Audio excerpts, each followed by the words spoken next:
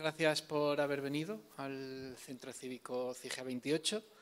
Estoy muy contento de poder dar la bienvenida aquí al señor profesor catedrático don Andrés María Adroer,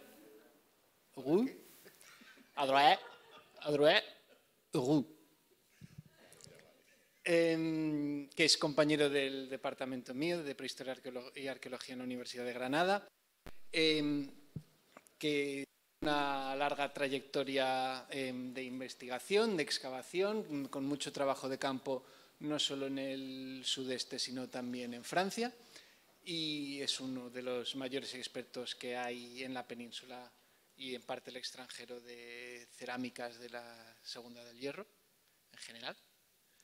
Y hoy le hemos invitado a hablar de algo que fuese más genérico que las excavaciones específicas de uno de los muchos yacimientos que está supervisando la excavación, para presentar algo más que quizá llame más la atención al gran público, a los íberos o los iberos o a los ibéricos, que espero que nos explique la diferencia. Yo, como les digo a mis alumnos, no soy de este tema. Yo sé lo justo para poder hacer la introducción y luego alguna pregunta capciosa si hiciera falta. Así que, Andrés, bienvenido a esta casa familiar de los Martínez y pues nada, tienes una hora, te voy a cronometrar. Muchas gracias por la invitación. La verdad es que es fácil encontrarse un poco como en casa por cómo cuidáis a la gente. Cuando ha dicho lo de grande no se refiere a que sepa mucho, sino que mido 1,85, peso 130 kilos y evidentemente soy grande, no soy una persona pequeña. No es que yo sea un gran investigador, ni mucho menos, ¿no? Bueno, muchísimas gracias. Voy a intentar... ¿Me permite que me levante? Voy a intentar compartir con... Bueno, puedo tutearos porque creo que la edad te permite ese tipo de consideraciones. Somos, o al menos yo soy de cierta edad, con lo cual no voy a decir cuál, no vale la pena, casi contemporáneo a los iberos. Voy a intentar compartir con vosotros un poco los problemas de eso que llamamos culturas iberas. Si no entiendes algo, me lo preguntas, ¿vale? ¿Sí? ¿Verdad? Bueno.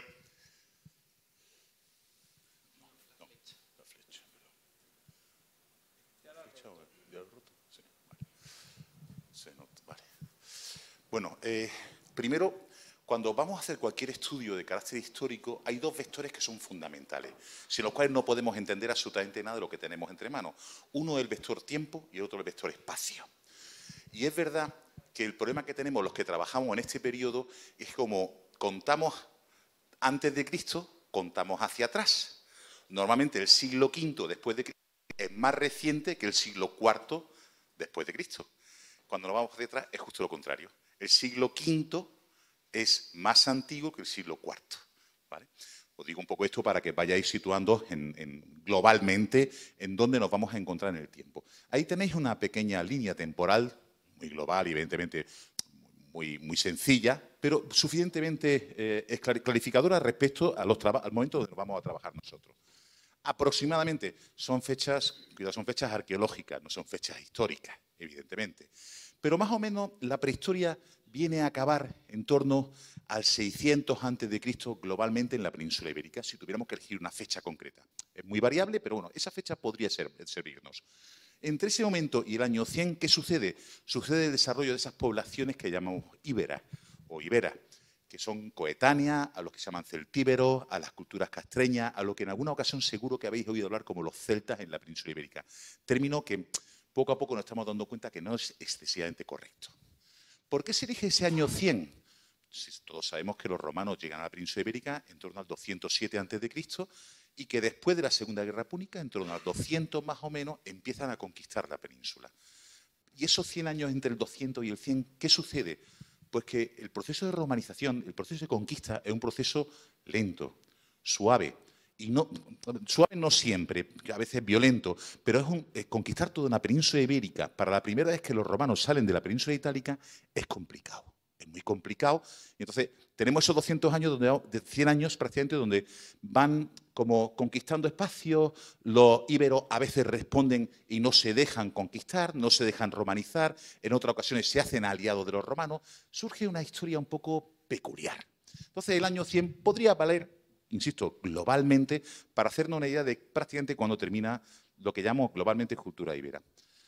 Ya son fechas más históricas, el 410, no me atrevería a decir nada, estando que Giave delante. 410 son las invasiones después de Cristo, 410 después de Cristo son las invasiones, donde empiezan las invasiones bárbaras, y en el 711 cuando tenemos la invasión de carácter hispano-musulmán. Nosotros nos vamos a centrar en esta fase, en lo que llamamos protohistoria. No me quiero meter mucho en el concepto de protohistoria porque eso nos llevaría a complicarnos demasiado la vida. Pero espero que al final de la charla más o menos tengáis una idea de por qué la llamamos protohistoria a ese periodo. Bien, ¿os acordáis de la típica imagen que estudiamos cuando éramos pequeños? La península ibérica dividida en celtas, íberos y celtíberos. Y los celtíberos, pues claro, eran la mezcla entre los celtas y los íberos. Ya no funciona nada de eso, ya no es así, ya sabemos que no es así.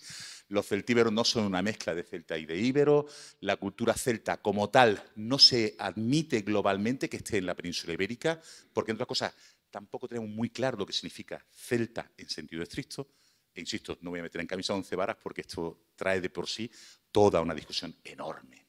Entonces, globalmente, esos 500 años antes de Cristo, más o menos, que hemos visto con anterioridad, los podríamos dividir o agrupar en esos 4 grandes conjuntos de culturas. Las culturas íberas, en la zona mediterránea. Pensad que cuando se habla de Mediterráneo, más allá de las columnas de Hércules, en el fondo sigue siendo Mediterráneo. Cádiz, a pesar de que es un puerto de mar en el Atlántico, pero mentalmente y culturalmente es muy mediterránea. Hay que ser un poco más amplios, que os acordáis la famosa canción de Joan Manuel Serrat cuando decía de Algeciras a Estambul. Yo iría un poquito más para allá. De Algeciras damos el salto al otro lado del estrecho y llegamos hasta Cádiz, porque Cádiz realmente sigue siendo mediterránea, en cuanto a cultura, os decía. En el centro, esos grupos culturales hoy día se conocen con el nombre de meseteños. En esos grupos seguro que conocéis los nombres que son los que corresponden a los que tenéis aquí: carpetanos, bácceos, betones, etcétera, y un largo número. Todo eso se podría agrupar como los meseteños. Los celtíberos, que son los que comprenden aproximadamente la mitad occidental de Aragón, La Rioja, parte de Navarra, etcétera. Y finalmente esa cultura castrecha, que digamos que los gallegos insisten en querer utilizarlo con el término propiamente gallego, porque es verdad que lo más importante está en Galicia, pero que se desarrolla también por toda la cornisa cantábrica. Nosotros nos vamos a centrar en estos últimos, en los íberos. Primero, ¿por qué se conocen con ese nombre? Ellos, así mismo, no tenemos ni idea de con qué nombre se conocían. Así mismo, ese nombre se lo dieron los griegos. Pero no sé, en aquella época, normalmente, los nombres de los territorios se daban y de las poblaciones se daban a partir de los nombres de los ríos. Y entonces, las fuentes, o sea, los textos de historiadores y geógrafos griegos y romanos de aquella época, pues en torno al cambio de Cristo, de la época de Cristo, hablaban del río Iber. Como hay varios autores que hablan del río Iber, nos han hecho un lío. Entonces, hay 3 posibles ríos en la península que hubieran sido nombrados con ese nombre. Incluso es posible que los 3 tuvieran el mismo nombre. No pasa nada. En la antigüedad, ahora lo veréis, las cosas se pueden duplicar de un sitio a otro y no pasa absolutamente nada. Tenemos que recodificarlo simplemente. Los 3 ríos son el Odiel, que desemboca, como bien sabéis, en Huelva, el Júcar. El Odiel, porque en realidad se asocia mucho al origen de un término que seguro que todos conocéis, tartesos, donde, por cierto, aquí Pablo creo que os dio una charla larga y tendida hace algún tiempo, ¿vale? Pues el Odiel es el eje de Tartesos, de eso que llamamos Tarteso, y en ese sentido el Odiel podría ser ese río Iber. El Júcar se ha planteado la posibilidad hace tiempo de que el origen de eso que llamamos cultura íbera esté en el sudeste de la península ibérica y se desarrollará en torno a este río. Y por eso el Júcar sería otra opción para que se refiriera al río Iber. Pero evidentemente a mí la que más me gusta, porque la entiendo quizás un poco mejor, quizás por la concatenación y la evolución de la palabra, es el Ebro. Porque de Iber a Ebro, evidentemente, hay muy pocos cambios y fonéticamente es perfectamente posible que sea ese el nombre del río. Aparte de que es el río más importante de la península ibérica, no ya por lo caudaloso o la longitud, sino porque es el verdadero río mediterráneo. ¿vale? El Ebro permite entrar en mitad de la península ibérica a todas las poblaciones que vienen del Mediterráneo. Y el centro del mundo, si me permitís la expresión, en aquella época era básicamente el Mediterráneo. Para hablar de los íberos hay que primero hablar de un par de culturas que son coetáneas a los íberos, sobre todo al origen de los íberos, que son los fenicios, que los conocéis, y los griegos. De los griegos no vamos a hablar mucho porque se nos va de madre todo el tiempo. Pero de los fenicios sí me interesaría dos o tres ideas. Primero, recordaros que vienen de la zona de la actual Palestina, con ciudades tan importantes como Tiro, Sidón o Biblos, pero sobre todo de Tiro. Sabemos que la mayor parte de las poblaciones fenicias que llegaron aquí hace casi 3000 años venían básicamente de la zona de Tiro. O al menos eran las aristocracias tirias las que estaban potenciando esa colonización del extremo mediterráneo. Ahora la pregunta es, ¿por qué se van tan lejos los fenicios? ¿Qué están buscando? Por supuesto, tienen una depresión poblacional. Están creciendo en número, las ciudades no dan mucho juego y encima tienen la presión de los asirios que lo están, digamos, volcando hacia el mar. Necesitan sacar gente fuera. Son colonizaciones con el objetivo de irse a vivir fuera. Y además de establecer comercio de Oriente a Occidente. Porque recordad que estamos en esa fase que llamamos normalmente bronce final y primera del hierro. En el bronce final, hoy en día sabemos que es cuando realmente se generaliza el uso del bronce como aleación. Sabéis que para el bronce es necesario estaño y cobre. Cobre en el Mediterráneo hay, lo que no hay es estaño. ¿Dónde está el estaño? Hay dos centros muy importantes de estaño en el ámbito circunmediterráneo. Uno es prácticamente en la India, que queda demasiado lejos, ¿vale? Y el otro arriba a la izquierda, sur de Gran Bretaña y la zona de la Bretaña francesa. Una zona que los antiguos nombraron como casitérides. Recordad que la casiterita es el mineral del que se trae el estaño, con lo cual hay una relación muy directa. ¿Por qué se van tan lejos a buscar el estaño? Porque es que lo necesitan. Necesitan ese estaño porque las presiones del imperio asirio hace que requieran de material de bronce y la única forma de fabricarlo es a través del estaño.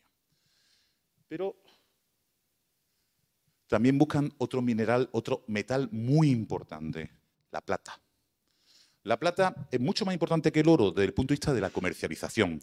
Con una moneda de oro tú no puedes comprar una cabra, una oveja. Cuesta demasiado, vale demasiado. Para hacer una transacción más normal tienes que bajar el precio de la moneda. Por eso se utilizan las monedas de plata. Recordaros que cuando se reconstruye la Acrópolis de Atenas, en la época de Pericles, la gran ventaja que tuvo Pericles a la hora de la reconstrucción tras la destrucción de los persas es que se acababan de encontrar las minas del Laurión, una de las minas de plata más ricas de todo el Mediterráneo oriental. Y estaban bajo el control de Atenas, y eso es lo que permitió que finalmente la ciudad fuera rehecha. Bueno, pues el caso es que la península ibérica tiene mucha plata y era otro de los objetivos de los fenicios. De hecho, es muy curioso, aunque veremos algún ejemplo aquí, pero es muy curioso porque hay muy pocos elementos hechos en plata en la cultura íbera. Poquísimos. Son mucho más frecuentes los de oro. ¿Por qué? Porque la plata se lo están llevando los fenicios para comerciar con el Mediterráneo oriental. Como decía, los fenicios no vienen solamente a llevarse material, vienen a quedarse y establecen asentamientos estables. Aquí tenéis, por ejemplo, en el caso de Ibiza, el asentamiento de Sacaleta, que es uno de los más antiguos. Y aquí tenéis, en líneas generales, una gran cantidad de asentamientos. Por supuesto, esto no está completo, pero son los principales asentamientos fenicios que conocemos.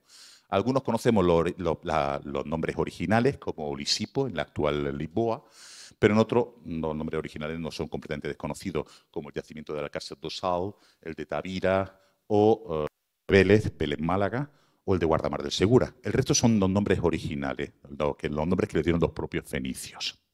Como podéis ver, se centran básicamente en el sur de la península ibérica. ¿Pero por qué se centran ahí? Porque lo que les interesa es controlar el estrecho de Gibraltar.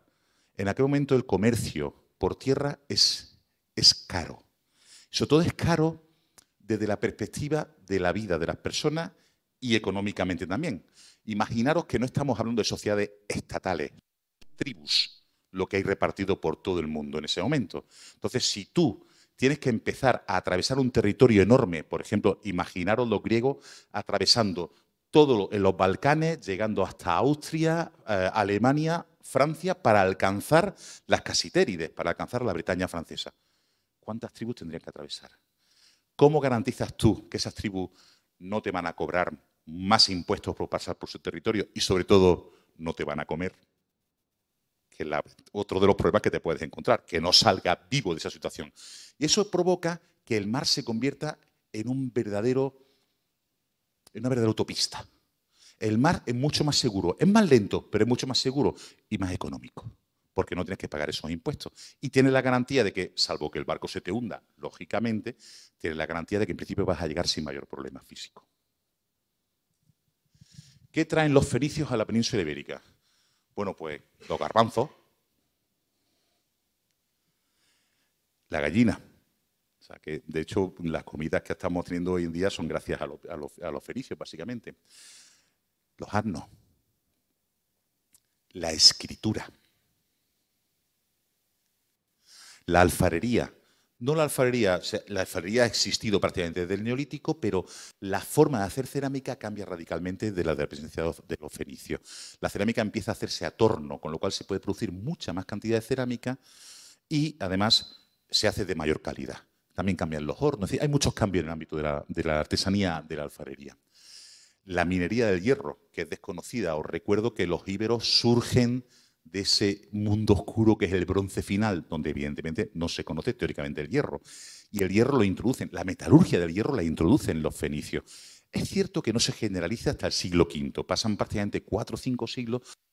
Los íberos conocen la metalurgia del hierro, pero no lo van introduciendo en sus herramientas y en su cotidianidad. Y finalmente, un sistema que es el enriquecimiento de la plata. Conseguir plata de mejor calidad. La plata se está transformando plata en la península ibérica prácticamente desde el Neolítico, lo sabemos perfectamente sin ningún problema, pero es cuando llegan los fenicios cuando se empieza a traer plata de mucha mejor calidad que en los periodos precedentes. Y sobre todo plata de minerales que no son plata nativa, que no son plata pura en sentido estricto. Otro aspecto muy importante que aporta el mundo fenicio, el contacto con el mundo fenicio, es el urbanismo. Hasta ese momento, la mayor parte de las poblaciones de la península ibérica viven en casas de planta circular. Y a partir de ese momento, las casas empiezan a ser casas cuadradas. ¿Qué ventaja tiene una sobre otra? Si os imagináis un poblado del África tropical, por decirlo de alguna manera, donde todas las cabañas son cabañas circulares, tú estás dentro del poblado y no hay orden, no hay organización ninguna. Es como si se localizaran las distintas cabañas de forma aleatoria. Cuando tú tienes una casa cuadrada, ya sí tienes un urbanismo en sentido estricto. Hay un diseño de ese urbanismo. Hay una forma de las calles. Hay calles en sentido estricto. Y luego hay servicios que van asociados a esas calles. Sistemas de desagüe, sistemas de limpieza, etc. Eso es el urbanismo. Y el urbanismo como tal aparece justo a partir de ese momento. Bueno, ¿cómo surge? Como las culturas íberas no son conocidas de siempre. En realidad debería decir iberas, pero ahora explicaré por qué. No son conocidas de siempre. O sea, realmente es un hallazgo muy reciente en la historia de España. A partir de principios del siglo XX, una serie de investigadores empiezan a darse cuenta que hay grupos culturales que se están excavando, que se conocen de excavaciones arqueológicas, que tienen una serie de características comunes, pero que no se pueden asociar a los romanos, no se pueden asociar a las culturas conocidas de la prehistoria, como los argáricos, la cultura de los millares, la cultura de las cuevas, la cultura de Cocota. No tenía nada que ver con eso. Había una cerámica que era muy especial, de calidad, con unas pinturas un poco desarrolladas, conocían la escultura, utilizaban mucho la escultura en piedra y después tenían algo en común, y es que se estaban dando cuenta que la lengua que utilizaban esas poblaciones era una lengua que no era de origen indoeuropeo, como la que nosotros utilizamos hoy en día. Os recuerdo que en Europa actualmente todas las lenguas son de origen indoeuropeo menos 3. El euskera, el magiar, que es lo que se habla en Hungría, y el finés, lo que se habla en Finlandia. Son las 3 únicas lenguas cuyos orígenes van más allá del resto de las lenguas que tenemos, que son normalmente o las eslavas o las germano-inglesas, como se digan, no lo sé, y las de origen latino. Bueno, el caso es que cuando se empiezan a dar cuenta de esto, dicen, ¿Cómo llamamos a estos grupos? Entonces, se van de nuevo a las fuentes clásicas de los griegos y los romanos, lo que habían escrito los griegos y los romanos sobre la península ibérica en aquella época, y empiezan a darse cuenta que los griegos sí nombran a esas poblaciones que viven en la península ibérica con ese nombre aquí, que tenéis aquí. Aquí lo que tenéis es una iberique, traducido, transcrito del griego. Lo curioso es que esta E de aquí, no sé si sabéis griego o lo contraéis un poco de griego, es una E breve, no es la épsilon. Eso hace que tenga que recaer sobre ese punto la tilde, el acento de la palabra. Por eso, la mejor forma para llamarlos es iberos. Pero no pasa nada, porque según la RAE se puede decir tanto iberos como iberos. Si os desaconsejaría utilizar un término que se ha utilizado sistemáticamente, que es el ibérico, al que estamos acostumbrados todos los que somos investigadores de toda la vida de Dios. Porque el ibérico es el jamón, pero no es esa cultura, ¿vale? De hecho, si ponéis ibérico en Internet, os saldrán jamones, pero no os saldrá nada sobre la cultura ibera. En esos orígenes de principios del siglo XX empezamos a encontrarnos, bueno, de hecho nos retraemos a la mitad del siglo XIX, cuando se encuentra un yacimiento arqueológico muy peculiar en la zona de Albacete, que es el Cerro de los Santos. El simple nombre ya llama la atención. Ese cerro es un cerro que se caracterizaba de toda la vida de Dios por aparecer una gran cantidad de esculturas en piedra, de pequeñas esculturas en piedra. Claro, la gente de campo normalmente solemos asociar, bueno, en general lo hacemos todos, tanto de campo como de ciudad, solemos asociar mentalmente las cosas que desconocemos a cosas que conocemos. Lógicamente, en la España de mitad del siglo XIX, el punto de referencia es siempre la religión. Por eso ese yacimiento recibe el nombre de los santos, porque la gente pensaba que esas pequeñas esculturas eran representaciones de santos. Bueno, pues es el primer hallazgo o el primer contacto que se tiene con la cultura íbera. Aunque en ese momento todavía no se sabe muy bien qué es eso. Posteriormente tiene lugar el hallazgo de la famosa Dama de Elche. No voy a entrar sobre el hallazgo porque no me interesa tanto como esta imagen que tenéis aquí. En 1941, el general Franco acuerda con el gobierno de Vichy la devolución de una gran cantidad de obras de arte que fueron expoliadas por los franceses en la Guerra de Independencia. Y los arqueólogos de la época logran colar una cosa que no entraba y que en realidad no es legal, no era legal, porque no es legal que nosotros tengamos la Dama de Elche, porque la Dama de Elche fue comprada realmente por los franceses, con lo cual se pagó una cantidad, por tanto, hay una transacción comercial previa a la legislación de 1911, con lo cual era normal que fuera francesa, lo habían comprado ellos. Pero se consiguió que en ese lote se incluyera la Dama de Elche.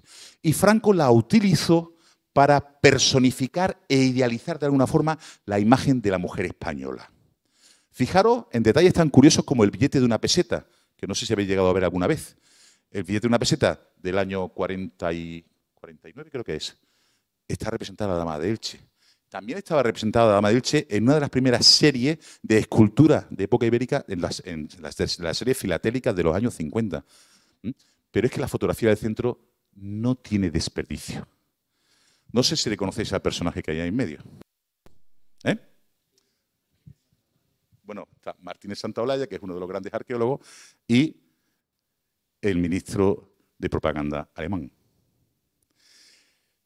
Claro, lógicamente, después de haber conseguido la Dama de Elche, envían aquí a personajes importantes, por la conexión que hay, evidentemente, entre el gobierno de Berlín y el gobierno de Madrid, y entonces lo que hacen los españoles, de alguna forma, es conseguir que los alemanes asuman que han sido ellos los que han salvado un poco la imagen de esa España, que estaba un poco en detrimento tras la guerra civil. Esa asociación entre el gobierno alemán, el gobierno nazi alemán y el gobierno fascista de Franco es extraordinariamente curiosa. De hecho, la primera fotografía que se tiene de la Dama de Elche expuesta en el Museo Arqueológico es una verdadera maravilla como imagen, porque está la figura de la Dama de Elche entre el yugo y la flecha, en el centro de una sala. Eso es exposición simbólica de la arqueología. Pero luego digan que la arqueología no se llama nada. Ahí tenemos ya manipulaciones. A partir de ese momento, o sea, a partir después del hallazgo de la Dama de Elche, que se produce a finales del siglo XIX, empiezan a haber una serie de investigadores que se empiezan a preocupar realmente por lo que es la cultura, las culturas íberas. Lamentablemente, bueno, tampoco es lamentablemente, pero las cosas son así, los dos primeros investigadores son uno de origen francés, Pierre Paris, y otro de origen alemán, Schulten, que lo conoceréis posiblemente por su asociación a la cultura de Tartessos. Y hay un español entre ellos, Pere Bosch d'Impera, que, por cierto, cuando después de la Guerra Civil se extradita se va él solo a México. Pero hay un personaje que es muy interesante porque no se suele estudiar demasiado, que es un personaje, por cierto, de mi tierra, de Granada. Es don Manuel Gómez Moreno Martínez. Este es, digamos, un poco el primer arqueólogo granadino. ¿Cuál es la asociación entre este personaje y la cultura íbera? Es la primera persona que logra descifrar el íbero, pero no traducirlo. Consiguió transcribir las letras íberas, supo establecer una relación entre la letra íbera y su sonido, pero no llegó a traducirlo. Seguimos sin traducirlo todavía porque nos falta una piedra roseta que nos permita esa traducción. Pero al menos él fue el primero que ideó un sistema, se basaba básicamente en las monedas que se han acuñado en la época tardoibérica, que muchas de ellas se acuñaban por el anverso con el nombre de la ceca, el nombre de la casa de la acción, en íbero y en el reverso en latín. Claro, evidentemente era la misma palabra. Es tan fácil como establecer un valor de sonido a cada uno de los símbolos que van dentro de la propia escritura íbera, porque la palabra evidentemente era la misma. Y así consiguió de esa forma transcribirlo, insisto, que no traducirlo. Hoy sabemos que hay al menos 4 formas de escritura del íbero en la península ibérica, lo que hemos llamado íbero tartésico o íbero sudoccidental, que es el más antiguo y ese sí bebe profundamente del mundo fenicio, es el que más relación tiene con el fenicio. Os decía antes que los fenicios nos traen la escritura. Es que nosotros la escritura que utilizamos hoy en día es de origen fenicio. El fenicio se lo pasan a los griegos se lo pasan a los latinos, a los romanos, y nosotros estamos utilizando la escritura romana. Hay una versión un poco más reciente, que es lo que se llama el del sureste o meridional, y ambas son levógiras. Se escriben de izquierda a derecha. Mientras, a la inversa, perdón. Mientras que las dos que se encuentran en el Levante, la greco-ibérica y lo que es la levantina meridional, que llega hasta Cataluña, son destrógiras. Pero prácticamente son muy similares entre sí, se están influyendo claramente una de ellas. De hecho, no sabemos si se trata de la misma lengua expresada con, digamos, escrituras distintas o, en realidad, son 4 lenguas completamente distintas. Aquí tenéis algunos usos un poco peculiares. Son muy pocos textos, apenas tenemos 1200 textos en íbero. Y son textos cortísimos, tan cortos que evidentemente no los usan, ni mucho menos como los griegos, para contar historias. No sabemos lo que cuentan, en realidad. En algunos casos se encuentran en plomos enrollados sobre sí mismos, que posiblemente se trate de contratos comerciales. Os recuerdo que una de las actividades más importantes del mundo ibérico es el comercio. ¿Dónde vivía esta gente? ¿Qué es lo que sabemos ahora? ¿Qué información tenemos? Es verdad que desde principios del siglo XX hasta ahora hemos evolucionado bastante, pero aún estamos muy lejos de conocer realmente cómo funcionarían estas sociedades. De hecho, sobre la sociedad en sí, las relaciones sociales, no conocemos prácticamente nada, porque la única información válida con la que podemos jugar hoy en día es solo la arqueología. Uno de los principales elementos, evidentemente, son los yacimientos arqueológicos. Digamos que la ciudad, lo que conocemos con el nombre de ciudad aplicado al mundo íbero, en realidad hay que utilizar otro término, que es oppidum. Oppidum es una palabra de origen latino que usamos en arqueología para referirnos a los grandes yacimientos arqueológicos amurallados de esta época, ¿vale? Entonces, por así decirlo, son las capitales. Es lo más parecido a una ciudad, pero no es una ciudad. Porque una ciudad, si la tenéis en cabeza, por ejemplo, acordaros de cómo es una ciudad griega, una ciudad romana, que son casi coetáneas. Si nos vamos a la plaza de la ciudad griega o a la plaza de la ciudad romana, tenemos elementos que de alguna forma están creando un imaginario de la ciudad. Esas plazas tienen templos, tienen edificios públicos, tienen esculturas, tienen incluso las leyes que competen a esas ciudades, las tienen escritas en bronce y expuestas al público para que el público las pueda ver. Una plaza ibera no es así. Una plaza ibera solo es el cruce de varias calles. Punto. No hay grandes edificios. De hecho, no somos capaces todavía de definir si hay verdaderos edificios singulares, edificios particulares del mundo íbero, algo que no sea en casa. Veremos algunos ejemplos, pero son realmente los menos. El típico epidemio ibérico, aquí tenéis, por ejemplo, el caso de la plaza de armas de Puente Tablas, de Jaén, que se está excavando en la actualidad por la Universidad de Jaén, donde podéis ver que efectivamente es un espacio relativamente grande, son 7 hectáreas, amuralladas por completo, y todos esos cajoncillos que van saliendo son restos de torres que están adosadas a la muralla. Es una forma, lógicamente, muy frecuente para ganar posibilidad defensiva de esa muralla. Aquí tenéis el Oppidum del Cabezo de Azaila, en Teruel, que llama la atención sobre todo para que os fijéis cómo, a diferencia de una ciudad griega, una ciudad romana, que siempre la tenemos la idea de que es una ciudad muy ordenada, con calles ortogonales, calle norte-sur, calle este-oeste, aquí os dais cuenta que en realidad todo se junta una serie de calles que están relativamente solo ordenadas, pero lo que es curioso es que la línea de la muralla, a diferencia de lo que haría un romano o un griego, la línea de muralla sigue exactamente los contornos del propio cerro. O sea, no son capaces técnicamente, o no tienen intención, de romper la propia estructura del cerro. Aprovechan la propia forma del cerro para ganar más capacidad defensiva. De modo que la muralla es una característica típicamente íbera. Si eso lo hubiera hecho un romano, lo hubieran expulsado del Senado a los 5 minutos. Porque no le funciona a un romano, ni mucho menos la línea curva a la hora de defender la ciudad. Aquí tenéis otro caso, este es un caso en Lérida, Vilar de Arbeca, donde podemos ver un caso muy curioso. Lo que veis en el centro, ese punto negro, es un pozo de agua. Es una zona bastante seca y el agua, os recuerdo que es un bien absolutamente esencial. Cuando cualquier grupo de seres humanos decide en un momento determinado crear un asentamiento, lo primero que se plantean es ¿cómo controlo el agua? Nosotros podemos estar prácticamente un mes sin comer, a algunos nos vendría bien, ¿vale? Pero no podemos estar más de 3 días sin beber. Con lo cual, el agua, sin ninguna duda, es el elemento más importante. A mí me llama mucho la atención cuando estamos excavando que nos viene gente y una de las primeras cosas que se suele preguntar en un yacimiento arqueológico es ¿y esta gente de dónde sacaba el agua? Y muchas veces te lo tienes que tragar porque no tienes ni idea de dónde salía el agua, porque no es tan fácil documentar dónde ha podido haber agua en la antigüedad. Pero aquí, para que veáis un poco esa importancia del agua, en realidad, toda esa fortificación tan compleja, la única función que tiene es proteger el agua que hay en el centro.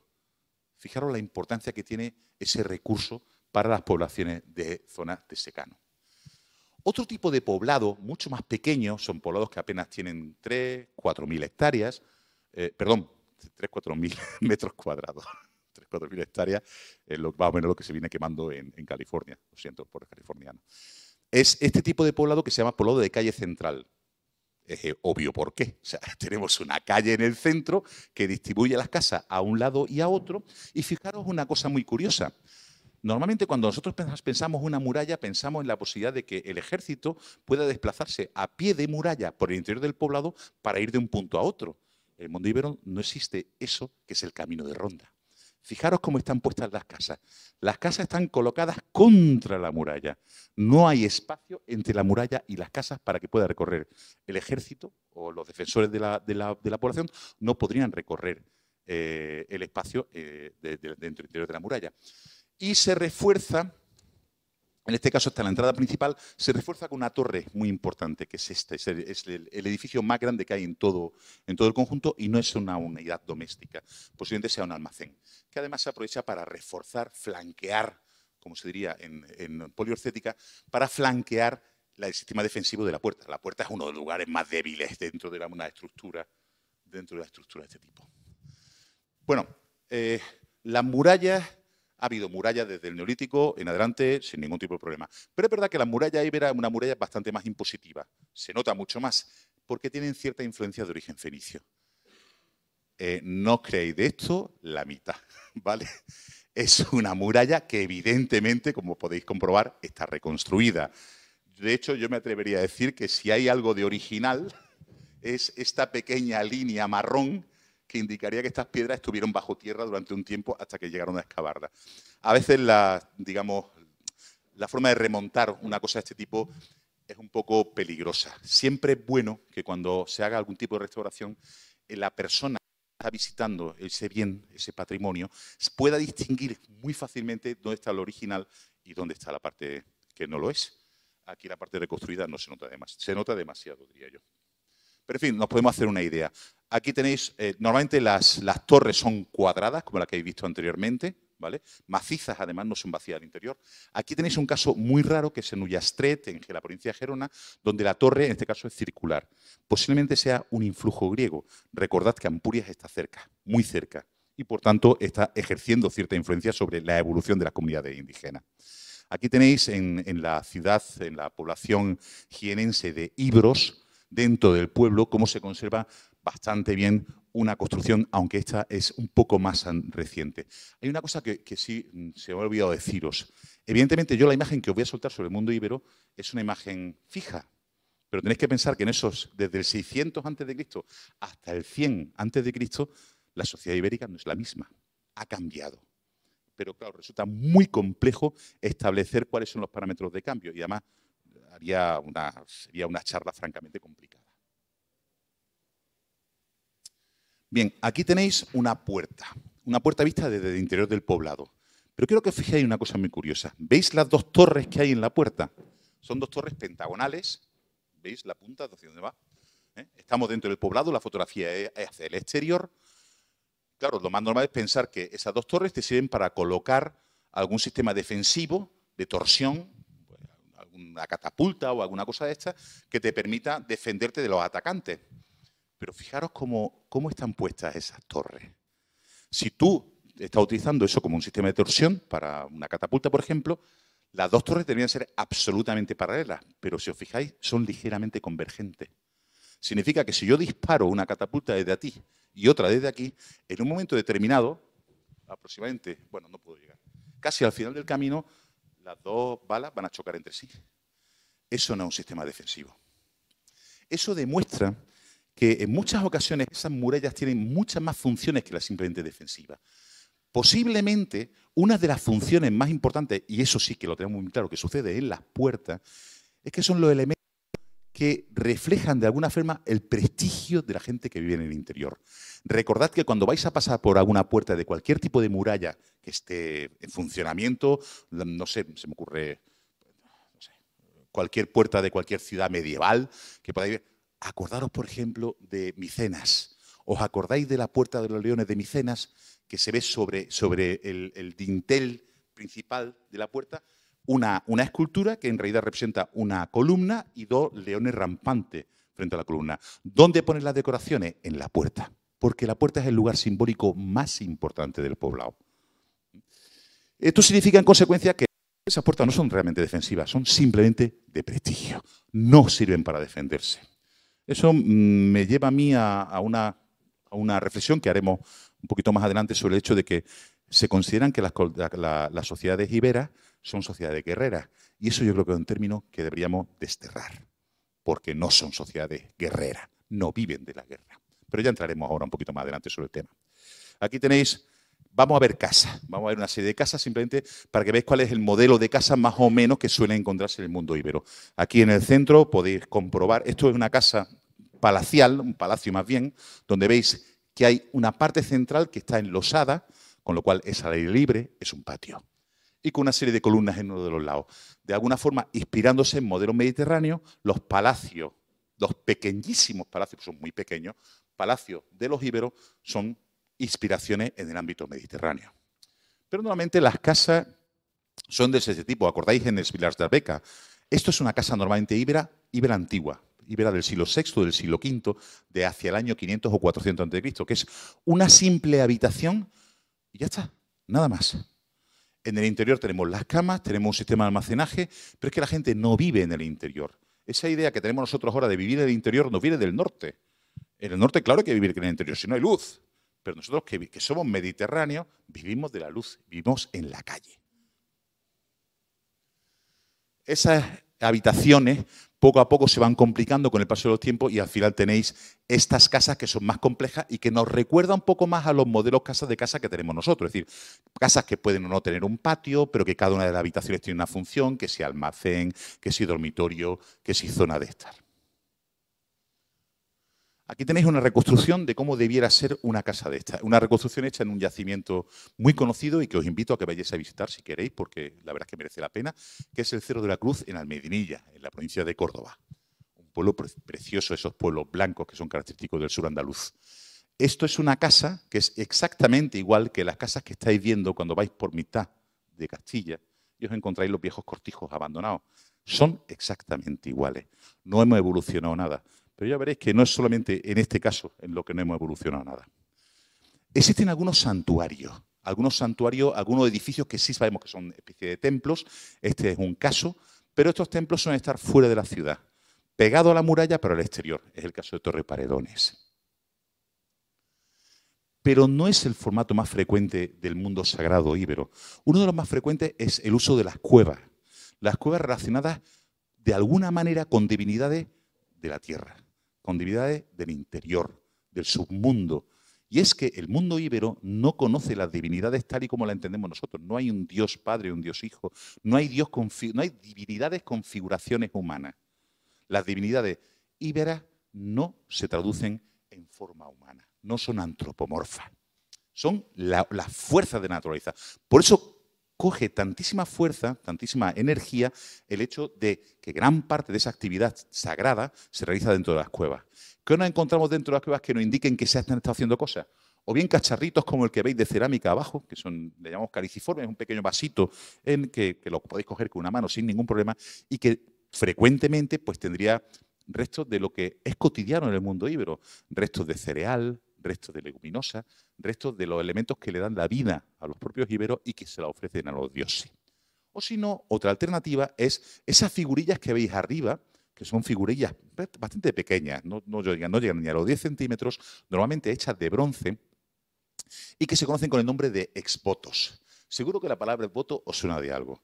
Si alguna vez habéis estado en una iglesia donde hay una advocación muy importante por alguna divinidad, por algún Cristo o por alguna Virgen muy concreta, veis que bajo el amparo de esa imagen hay un montón de trocitos de latón que representan pies, que representan barrigas, que representan ojos, esos son exvotos.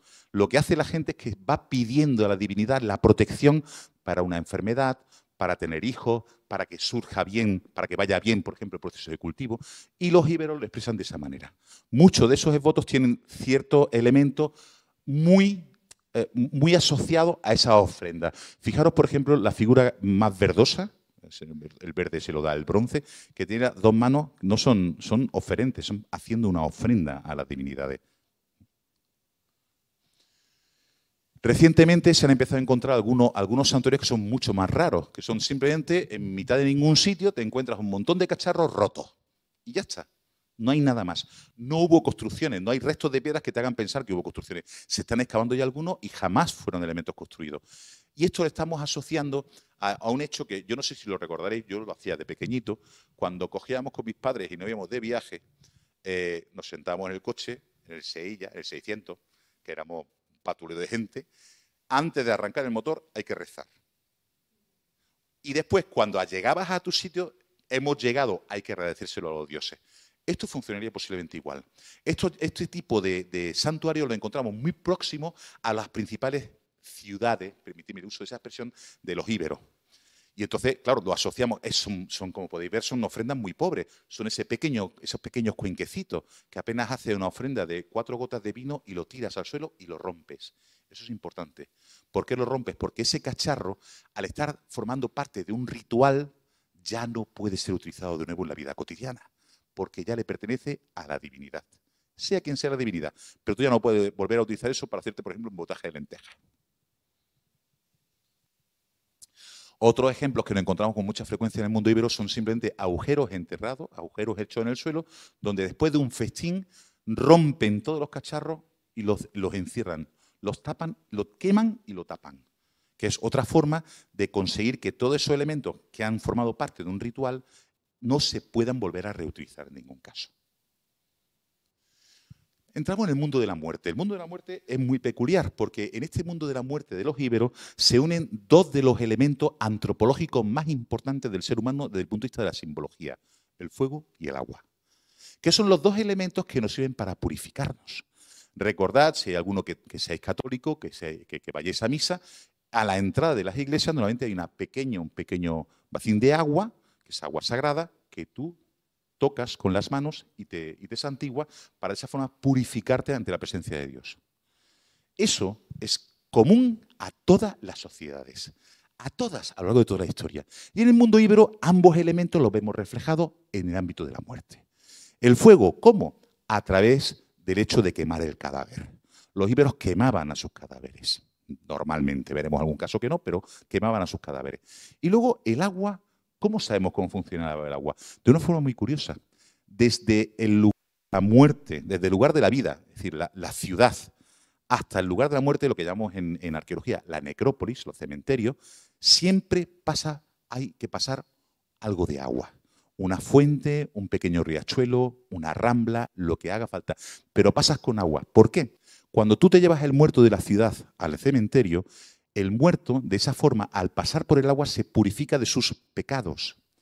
Y tú cuando estás enterrando, cuando estás haciendo todos los rituales de la muerte, estás en el ámbito de la muerte, en la ciudad de los muertos, y te estás manchando, te estás salpicando de las miasmas de la muerte.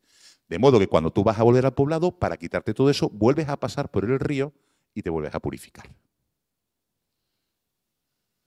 Los íberos, a diferencia de las ciudades de los íberos deben ser bastante aburridas, porque la verdad es que no conocemos esculturas, ni elementos arquitectónicos preciosos, ni elementos decorativos de ningún tipo, son piedras una encima de la otra, y se acabó. ¿Dónde se la juegan los íberos? En el muro de la muerte. Ahí sí que van a por todas. Y los principales elementos escultóricos que conocemos en piedra del mundo íbero suelen estar asociados al mundo de la muerte. Aquí tenéis un caso que lo podéis visitar aquí en el Museo Arqueológico Nacional, que es ese elemento turriforme en forma de torre, ¿vale? Que es el remate de una tumba de un íbero del siglo VI a.C. Aquí tenéis otro remate, en este caso de la provincia, el anterior de la provincia de Albacete, este de la provincia de Murcia. En otras ocasiones no nos lo encontramos en el remate de la tumba, sino lo encontramos dentro de la tumba. El famosísimo ejemplo, que también lo podéis visitar aquí en el Museo Arqueológico Nacional, de la Dama de Baza. La Dama de Baza formaba parte de lo que llamamos nosotros el ajuar funerario de una tumba. Hay una arquitectura también extraordinaria en torno al ámbito de la muerte. Es el caso, por ejemplo, de Toya, un pequeño pueblo al sureste de la provincia de Jaén, donde en un túmulo, bajo un túmulo de tierra, nos encontramos esta construcción tan enorme en piedra. Lo que estáis viendo no está reconstruido. Las piezas sí son reconstruidas, evidentemente, no son originales, ¿no? Pero la arquitectura es la original. A la derecha tenéis la planta. Una planta donde tú entrabas por la puerta principal, eso ya está bajo tierra, y tienes 3 habitaciones que eran utilizadas como espacios donde se iban depositando vasijas llenas de ceniza que representaban donde estaban enterrados los muertos que estaban utilizando esto como espacio de enterramiento. ¿Dónde se enterraban normalmente esas cenizas? Pues básicamente encontramos 2 elementos. Esto que llamamos larnaque, una caja de piedra. Nada más que eso. Es una caja de piedra donde van las cenizas del muerto. Hay algunas que son extraordinarias, como este caso, que significa, hay una escena de 2 guerreros luchando de Arjonilla, pero la mayor parte de las veces son simplemente vasijas de barro donde se meten las cenizas de los individuos. Y la mayor parte de las tumbas son de estas características. Hay una excepción a esta norma. ¿Quién no se entierra como los demás? Son los niños. ¿Por qué? Porque los niños, no sé si os acordáis de Lelutier, un grupo de argentinos, de humoristas argentinos extraordinarios. Bueno, pues ellos decían que los niños son casi seres humanos, ¿vale? Efectivamente, los niños no tienen los mismos derechos que una persona adulta. Desde ese punto de vista, a un niño que ha muerto con 4, 5, 6 años, no lo podemos enterrar con los mismos rituales de una persona adulta. ¿Dónde lo enterramos? Primero, no lo quemamos, lo inhumamos, y después no lo enterramos en los cementerios, sino dentro de las casas. Y ahí viene otro elemento antropológico muy interesante. ¿Por qué dentro de las casas? ¿Os acordáis de las pinturas barrocas, cómo representan a los niños como ángeles? Si habéis estado visitando algún cementerio, simplemente por visitarlo, espero que no por otro motivo, os dais cuenta que en los enterramientos, las lápidas de los niños siempre viene el ángel, figurando que el niño es un ángel. Los niños muertos nos asocian a la divinidad. Son un puente intermedio entre Dios, lo que sea que sea, y nosotros. De esa forma, si yo entierro al niño bajo la casa está bajo la protección del niño, mientras al mismo tiempo el niño está bajo la protección todavía de la unidad familiar, con lo cual de alguna forma sigue vivo desde el punto de vista simbólico. Aquí tenéis algunos casos un poco peculiares, no vamos a entrar sobre ellos. ¿Cuál es la base de la economía de los íberos? Pues lo que os decía, la agricultura, la ganadería, la artesanía y el comercio. Aquí tenéis herramientas que son exactamente iguales. Yo no sé si habéis trabajado en campo, conocéis gente de campo o tenéis relación con el ámbito de campo. Hace 40 años las herramientas eran exactamente iguales. Yo me acuerdo en cierta ocasión estábamos excavando en Gerona y sacamos una especie de hoz muy estrecha, bueno, en realidad muy ancha, pero era muy recta y luego una punta muy pequeña que cerraba sobre sí misma. Y todos contentos nos fuimos al granjero que estaba al lado y le dijimos, oye, mira, Narcís, nos hemos encontrado esto, fíjate qué chulada. Claro, el tío cogió y se fue, no dijo nada. Digo, parece de mi tierra, parece granaíno, qué mala folla que tiene. Bueno, pues el caso es que a los 5 minutos vino con una herramienta exactamente igual y nos dijo, esto lo utilizaba mi padre para cortar vid. Y era exactamente la misma medida, el mismo tamaño, todo, era exactamente igual. No ha cambiado la relación que mantenemos con la agricultura, salvo ya con la mecanización de los años 50 y 60 en el campo español. ¿Qué hacemos con esos materiales que vamos a encontrar? O sea, con ese producto agrícola, ¿lo almacenamos? ¿Dónde? ¿En silos en la tierra? O esto que estáis viendo, ¿ves la imagen que hay aquí abajo? Esto es un yacimiento que hay bajando, si bajáis hacia Andalucía, en la A4, a la altura de Valdepeñas está este yacimiento. De hecho, eso es la autovía. ¿Veis estos edificios de aquí? Son relativamente pequeños y no parecen habitaciones como tales porque no hay puertas que permitan acceder de una habitación a otra. En realidad, esos son graneros. La función de esos espacios es colocar maderas y sobre esa madera ya guardo el grano. De modo que el grano no está en contacto directo con el suelo, que eso evidentemente no le viene bien para su conservación. En el sur de la península ibérica, básicamente, para almacenaje, lo que se utiliza muchísimo son este tipo de tinajas, sean decoradas o no, dependiendo de las circunstancias. Aquí tenéis herramientas que sirven para la transformación del cereal. En épocas más antiguas, el molino de mano simple, y en épocas más recientes, no sé si lo podéis ver bien, se trata de 2 muelas de molino, una sobre la otra, que son circulares. Echo el grano por medio, giro la que se puede mover, el disco que se puede mover, y sale la harina por el alrededor. Eso, por cierto, es una invención íbera que se extiende al resto del Mediterráneo. ¿Qué agricultura? Básica. Fundamentalmente es cereal y vid. La ganadería, sabemos que la ganadería básicamente es la de toda la vida de Dios. Cerdos y vacas y sobre todo ovejas y cabras. Pero hay un animal que tiene una importancia especial en el mundo íbero, el caballo. El caballo no se utiliza como animal de carga. Como podéis ver en la imagen de la derecha, que es una figura de una escultura íbera de Albacete, el caballo tiene una relación con el prestigio. Es un animal aristocrático, asociado a la caza, asociado básicamente al poder, al prestigio. Os decía que no había plata en el mundo íbero. Y os dije también que en algunos casos sí la hay. Aquí tenéis un tesoro encontrado en el yacimiento de Tarragona, de Tivisa, donde podéis ver la calidad de los productos en plata. Pero si en algo eran más conocidos los íberos, era en el oro.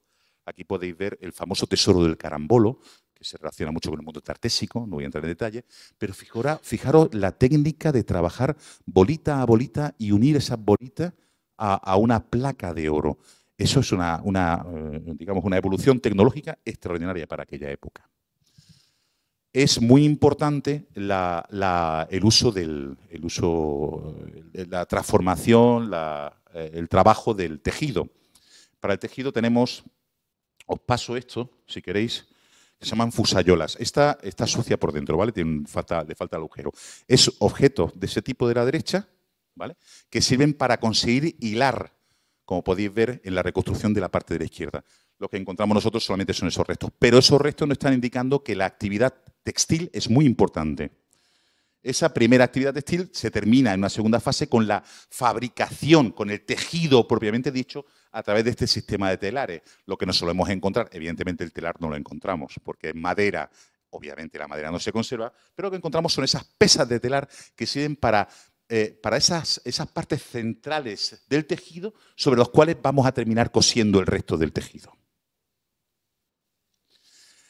Entre las actividades de carácter artesanal, la alfarería es muy importante. Aquí tenéis algunos ejemplos de algunos vasos que son realmente de una calidad extraordinaria, como podéis ver, muchos de ellos pintados, también otros sin pintar. Y la función de todas esas artesanías es comerciar con el ámbito del Mediterráneo. ¿Comercian contra qué? Contra piezas de este tipo. Estas son piezas fabricadas en Atenas en el siglo IV a.C. Y eso lo compraban los griegos.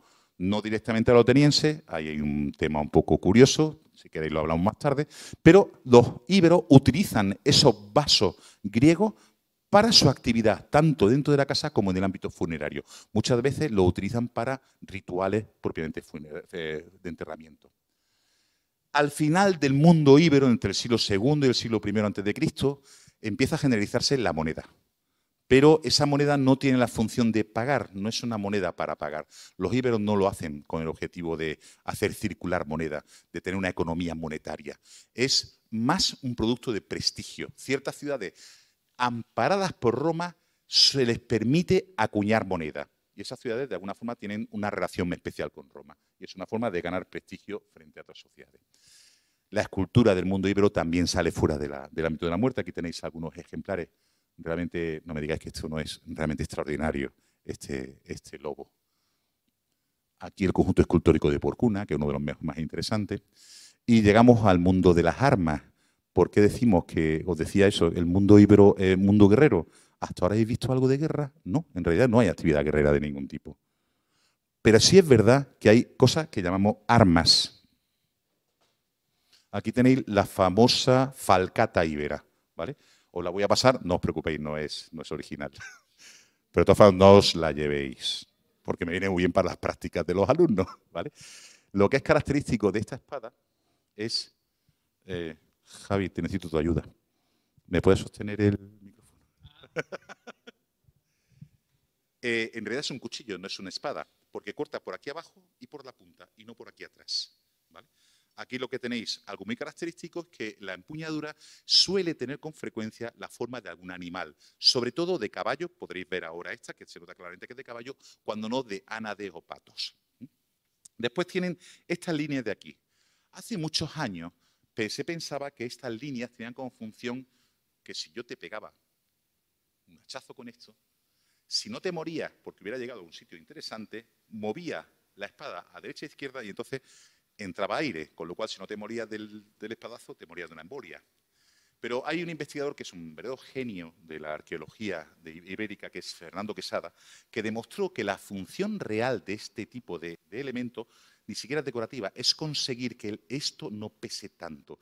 Aligerar algo, el peso de la que veréis que pesa mucho, ¿vale? Y por tanto no es fácil moverla. Y en consecuencia, si yo le quito algo de material de estos extremos, no le afecta a la dureza de la hoja y sigue manteniéndose, bueno, con un poquito más de peso. Os lo paso y si queréis verlo. No os preocupéis, no se va a romper. ¿Sé por qué no se rompe? Muchas gracias, Javi. Bueno, pues sí tenemos ese tipo de armas. Lo que estáis viendo ahí enrollado se llama soliferrium. Es una lanza que, como el propio nombre indica, soliferrium, solo está hecha de hierro. Es una lanza que mide aproximadamente un par de metros. Claro, estos son piezas que nos encontramos muy frecuentes en las tumbas. Están dobladas porque, en el caso del soliferrium, está doblado porque no cabe en una tumba. Quiero decir, una tumba es un agujero en el suelo y tú tienes que conseguir que ese cacharro entre. No te va a hacer una excavación de 2 metros por 2 metros para meter la lanza. Así que lo que hace es que quemas la lanza y la giras, la tuerces. Aquí tenéis un caso, por ejemplo, donde no sé si veis la lanza, el soliferrium, aquí a la derecha se ve muy bien. Y aquí no sé si veis la empuñadura y el inicio de la hoja de una espada distinta, que una espada de lengua recta. Es una espada más típica romana, por así decirlo, ¿vale? Si os dais cuenta, está doblada sobre sí misma. Eso es muy frecuente, porque las espadas, sean las falcatas o no, se asocian a las personas. Empezamos a sospechar que normalmente sabéis que durante la vida nosotros vamos cambiando de situación social. Cuando, pues, antes de los 18 años no somos responsables de nada, no podemos votar, si matamos a alguien pueden ir nuestros padres a la cárcel, pero nosotros no, si rompemos algún coche nosotros no pagamos nada, pero a partir de 18 años ya sí empieza a ser algo, ya sí eres miembro de pleno derecho de la sociedad y por tanto responsable. Normalmente en casi todas las sociedades se ha mantenido y ha existido lo que se llaman ritos de paso. Cuando tú pasas de un momento a otro de tu vida, en este caso, por ejemplo, de la niñez a un ser adulto, hay un ritual. Y es muy probable que en el mundo íbero el ritual llevara implícito el regalo de ese tipo de espada.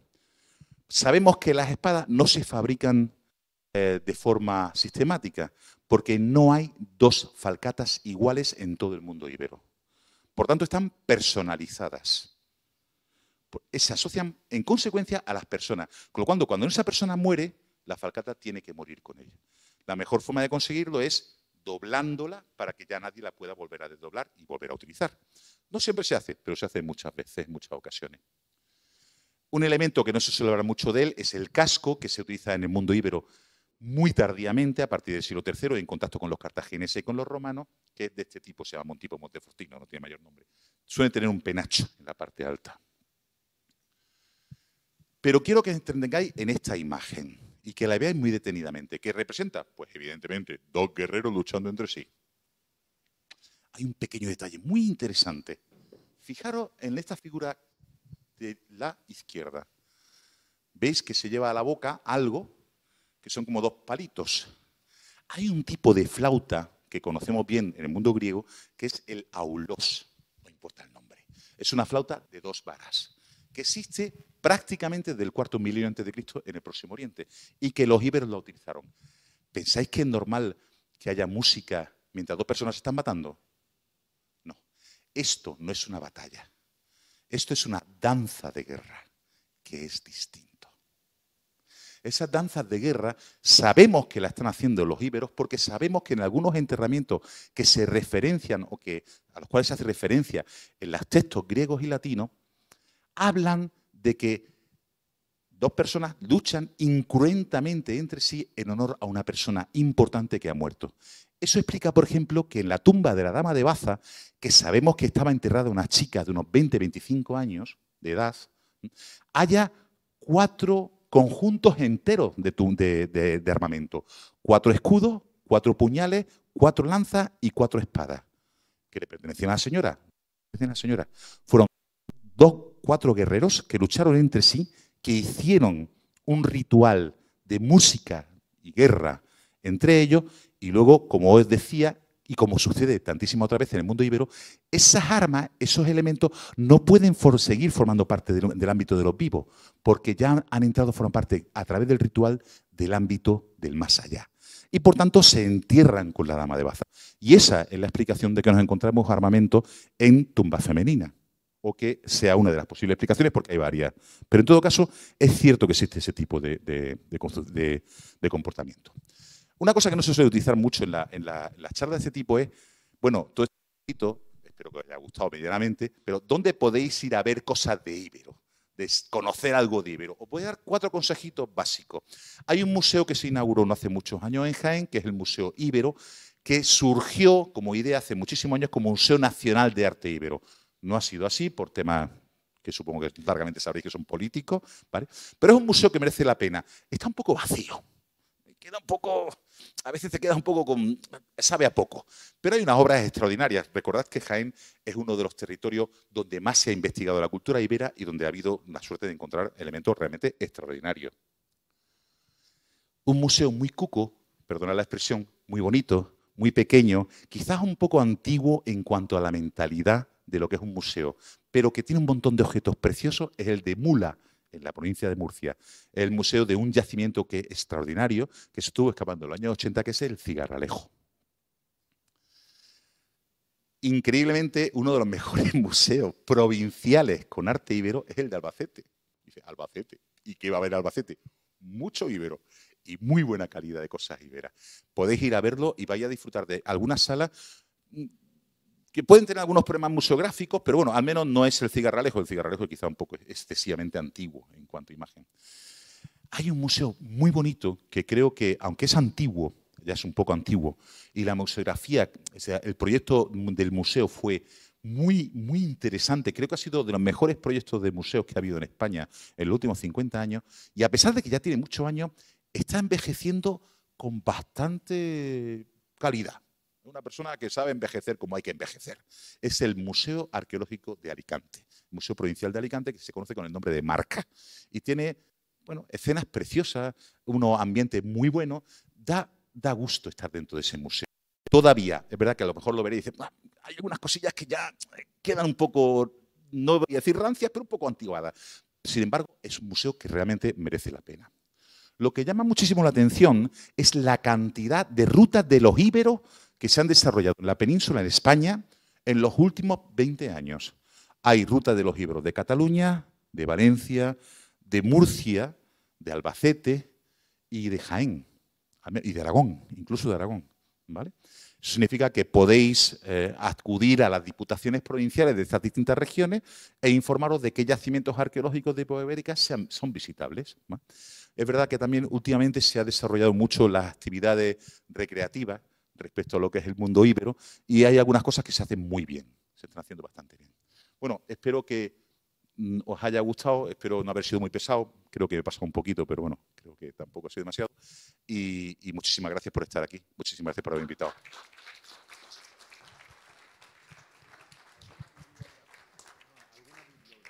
Bibliografía. ¿Sabes un problema importante? No hay un buen libro sobre cultura íbera que sea legible. Para mí, el mejor sigue siendo uno muy viejo, que si lo consigue además es una obra bibliográfica. Antonio Arribas, no sé si te sonará. Este hombre ya murió hace tiempo. Antonio Arribas se llama Los íberos. Es una cosa, se publicó en 1964 o 65.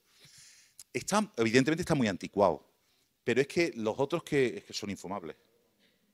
Es que genérico no hay nada. Mira, hay libros de texto que pueden interesarte, que se utilizan para textos universitarios. Hay uno que se llama De Iberia a Hispania, que lo edita francés Gracia el apellido. Creo que la editorial La Cal, si mal no recuerdo. Si no, en última instancia, ahí tienen mi correo electrónico y cógelo y me escribe y dice, Andrés, envíame bibliografía que sea legible. Es que hay un libro que se editó en 1997-98 que lo hicieron los de Jaén, que debiera ser un libro muy bueno, pero es que es un libro que es que yo me lo leo y no me entero de mí a la mitad. Y digamos que sé leer, quiero decir que no, que no es un problema tan grave. ¿Alguna pregunta? ¿Se ofrece alguna pregunta, alguna consulta, algo que haya quedado un poco mal explicado y tal? Qué bien me expreso, ¿eh? ¿A que sí? Bueno, pues ya está, que muchísimas gracias por estar aquí, muchísimas gracias. Ya decía yo, que estaba intentando para que él no me diera. No. Porque si yo en mi papel de moderador tenía apuntadas muchas preguntas. De la que me acuerdo más es quizá todo este proceso de destrucción de riqueza, porque lo que estamos viendo en el mundo de los enterramientos es destrucción de riqueza, es estar cogiendo elementos que han necesitado un montón de energía, de esfuerzo, que tienen un valor tanto monetario como social y que se están destruyendo, se están quitando de su uso social. ¿Hasta qué punto puede ser que en vez de invertir en edificios monumentales estén esta gente decidiendo invertir sus recursos en este tipo de aspectos de prestigio material antes que en arquitectura? Ya decía yo que no quería que me preguntara por algo. Bueno, es un poquito complicado. Sobre todo para nosotros, porque somos muy economicistas, es decir, intentamos darle un valor a las cosas demasiado directo y demasiado económico. Las cosas a veces tienen valor, sobre todo cuando eres capaz de deshacerte de ellas sin problema. Una forma de demostrar que yo soy rico es que puedo coger un reloj de oro y tirarlo. O típica película que habéis visto en alguna ocasión, una escena donde un señor forrado de pelas se coge, se enciende un puro con un billete de, voy a decir, por decir algo, 500 euros, cosa que no haríamos nosotros normalmente. Esa es una forma de demostración de que tienes poder. Los íberos, de alguna manera, tienen tanta relación con el más allá, tienen una dependencia muy importante respecto a las fuerzas de la naturaleza de las que dependen. Recordad, hablad con vuestros padres, con vuestros abuelos, cómo era el ámbito de los cultivos hace 50 años cuando dependía de si llovía o no llovía. Dependía quién te decía que iba a llover o no. Dios, punto. Entonces, la única posibilidad que tenía para que lloviera era convencer a Dios que lloviera. ¿Cómo? Ofreciéndole cosas. Y cuanto más costoso sea lo que yo le ofrezco, más valor tiene mi ofrenda, mi petición. Muchas gracias. Pablo, yo creo que tenía una pregunta.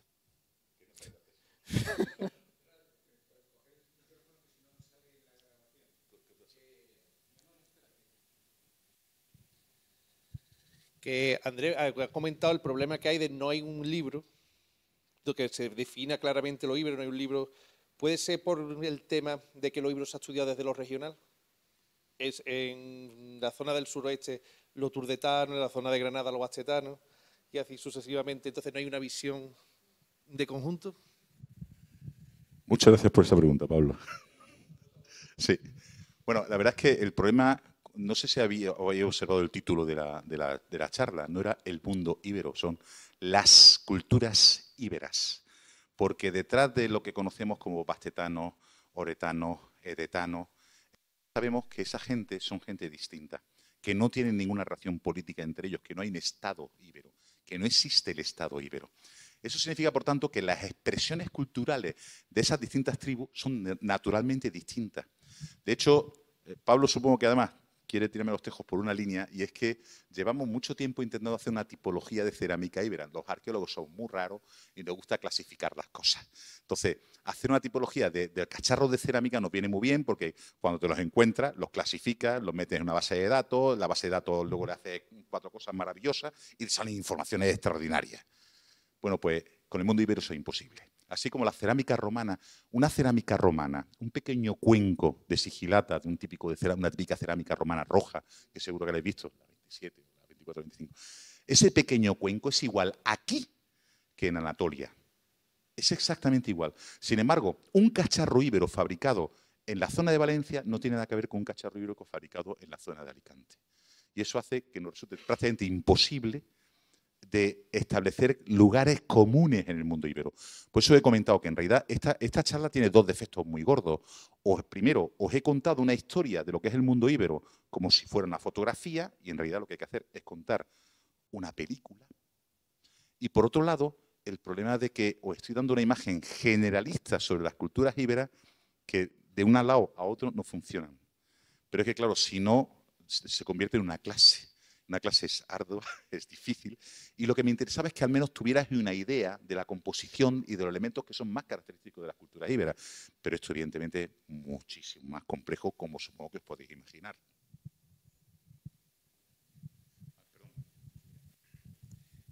Podemos decir que los íberos, la cultura ibérica, es anterior a los tartesos, y tartesos sería la conjunción de cultura fenicia con cultura ibérica.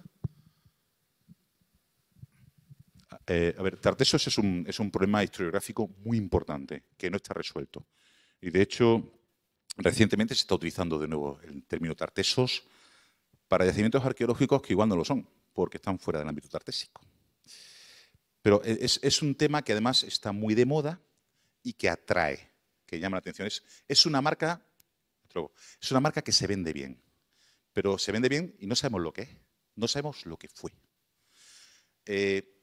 Tarteso, hoy en día, la tendencia de la mayor parte de los investigadores es a considerar algo parecido a lo que te decía.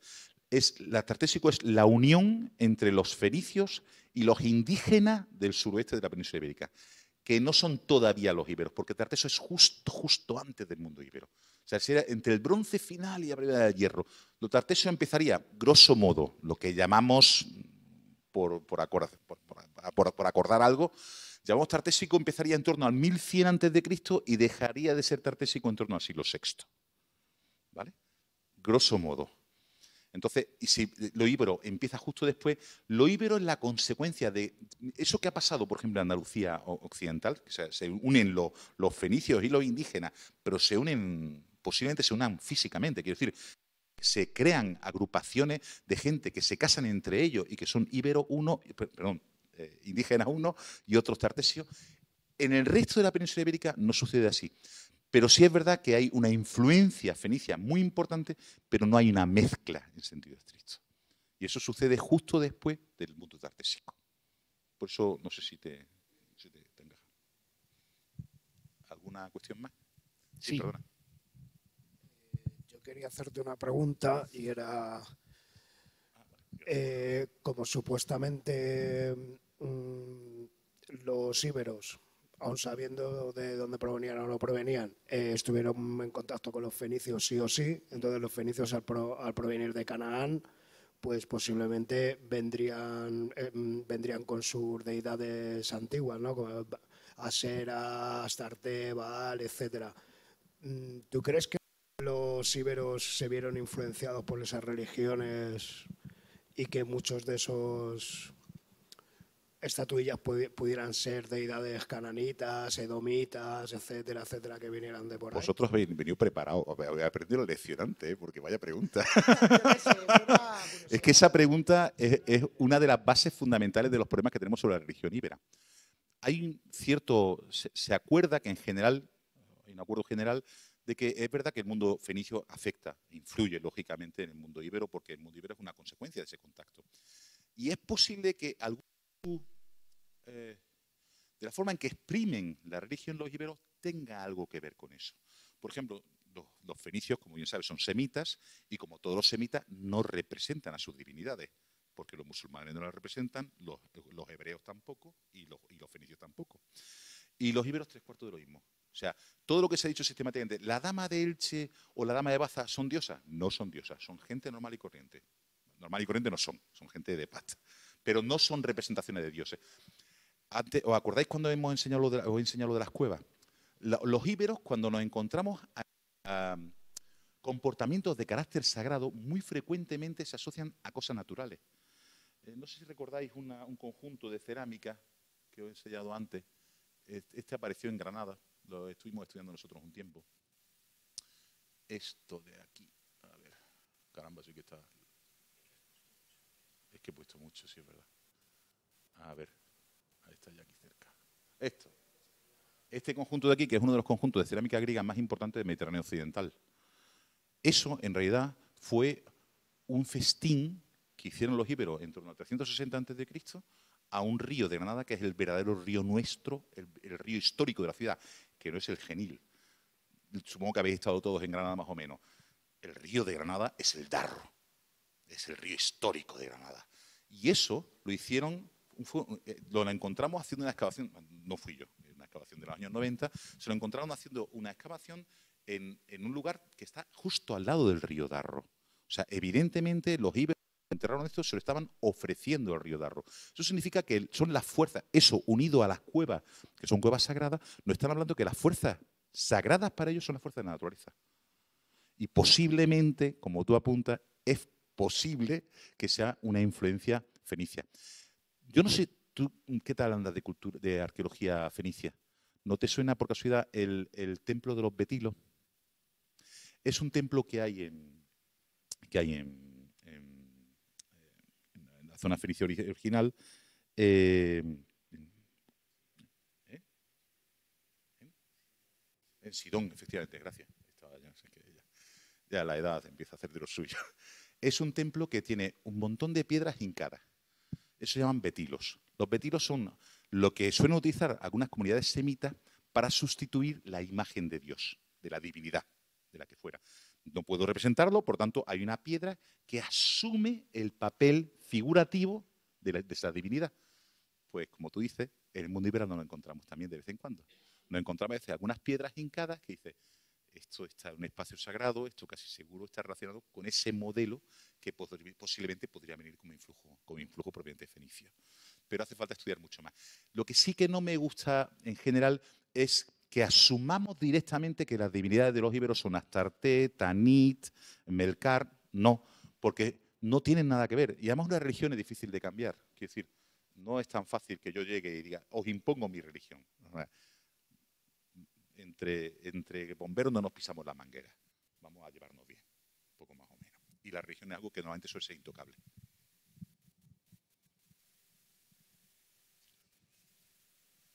¿Alguna cuestión más? Sí, ya para terminar. Esta gente querrá irse. Pero la gente que consigue inculcarle a esta gente una religión son los que vienen con las legiones y están 200 años para arriba y para abajo. son mucho más, porque Dios ayuda a los buenos cuando son mucho más que los malos. Entonces, así vinieron los romanos. El fin del mundo ibérico, cuando ya por fin ven la luz de Roma y se civilizan, pero hay un cambio en los patrones de asentamiento en las ciudades, no tanto, porque hay una gran continuidad de asentamientos de la Segunda Edad del Hierro, que siguen siendo asentamientos en época romana. Pero en el campo, los patrones de asentamiento rural cambian. ¿Cuándo van a cambiar? Porque las villas no se implementan realmente ya hasta época Flavia. Entonces, no te está marcando un periodo de 100 años, 150 años, desde que las ciudades ya quedan incluidas dentro del mundo romano. ¿Hasta qué punto? Entonces, ¿cómo funciona el mundo rural, que a lo mejor lo hemos visto un poco menos? Y estamos hablando de dos poblaciones distintas. ¿Se quedan los romanos en la ciudad, se quedan los íberos en el campo? Esa pregunta tiene mucha enjundia. Os explico. Os he dejado muy claro que hacia el año 100 a.C. el mundo íbero desaparecía. Las cosas no desaparecen de la noche a la mañana. Mis padres eran catalanes y se fueron a Granada en el año 45. Yo nací en Granada, se me nota en el acento, ¿vale? Yo hablo catalán, pero porque he estado trabajando en Cataluña. Pero es curioso porque mi familia, que éramos 11 hermanos, con eso lo digo todo. Era muy curioso porque mis hermanos mayores todos hablaban catalán, los pequeños no lo hablábamos. No lo hablamos teóricamente, quiero decir, luego yo lo aprendí por otras circunstancias, pero yo no debería hablar, mis hermanos pequeños no hablan catalán.